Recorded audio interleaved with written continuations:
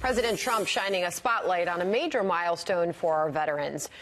Just announced that veterans' unemployment has reached an 18-year low. Really good news for our vets and their families. We'll soon be at an all-time low.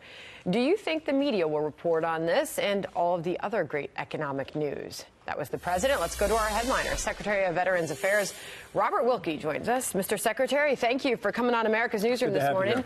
This is good news. Thank you for having me. It's 18-year low for our veterans' unemployment rate. That's right, and going down. I mean, we're now at 3.2% for men who are veterans, and now we're at 2.3% for women. So it is really the best unemployment news for America's warriors in 40 or 50 years. Sorry, Sandra, go ahead. To what or to whom do you give credit for that drop? Well, I give credit in a couple of places. First of all, America recognizes what our veterans bring to the table. They bring discipline. They bring a sense of service that, is not found in many places in any society. They come with a set of skills that are absolutely vital in this 21st century economy. The other thing that other place I give credit is the president. The president is the first president really since the end of World War II who made the condition and the care of veterans and the promotion of veterans the centerpiece of his campaign. Never seen anything like it, and he's carried that forward and empowered the Department of Veterans Affairs to undergo the greatest transformative period in our history. Yeah, I'm just going to read a little bit from your letter, then we'll get to two other topics here. On unemployment, you write, veterans' unemployment rate is lower than the national average, in part because companies often look to hire veterans for complex and demanding jobs, citing their leadership and work ethic, and you just talked about that. There are still challenges, with the VA and deal with our veterans. There was a story here about the progress we're making on suicide prevention on veterans. Yes. This is so sensitive and so delicate. What can you bring to our audience on that today, sir? Well, I bring the commitment of the President and the Department of Veterans Affairs to tackle this national tragedy. Every day, 20 veterans take their own lives, but 14 of those veterans are outside of the Department of Veterans Affairs. Yesterday, I spoke to the Alaska Federation of Natives. Over half of the veterans in the state of Alaska are not in our system.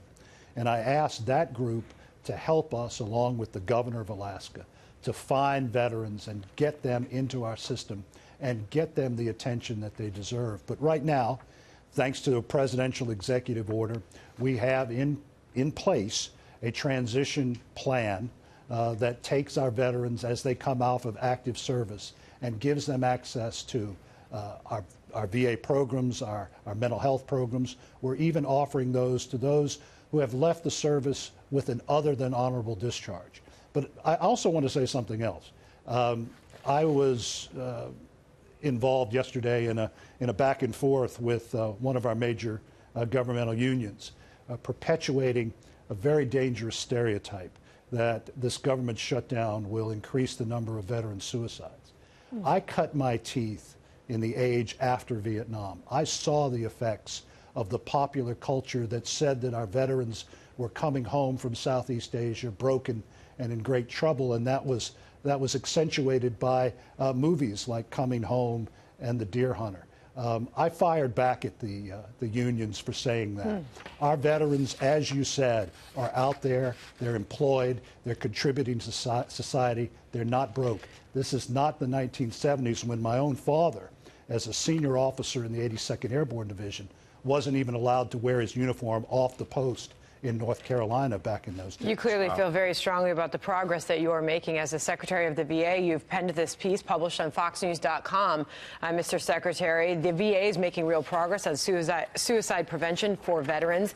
In that piece, you talk about the statistics. Tragically, an average of 20 veterans die by suicide each day. Of those 20, you write 14 have not received recent VA care. There are still huge challenges that you face at the VA. What are they? Yeah, the challenges are outreach. We have, thanks to the President and to the Congress, a new budget, about $47 million when it comes to getting the message to our veterans across the country on the programs that are available at VA. Our Veterans Crisis Line receives about 2,000 calls a day. And we are also working with the governors and the localities. I was out in California a couple of weeks ago and had a very long conversation with Jerry Brown. A lot of the problems they have in the Golden State actually began when Lyndon Johnson was president. Many of those veterans who take their own lives are the products of that Vietnam era that I discussed. And we have to do our best to find them and to heal the wounds that began so many years ago. It's an important message. Thank you for being a part of our show today, Mr. Secretary. Well, thank you very much.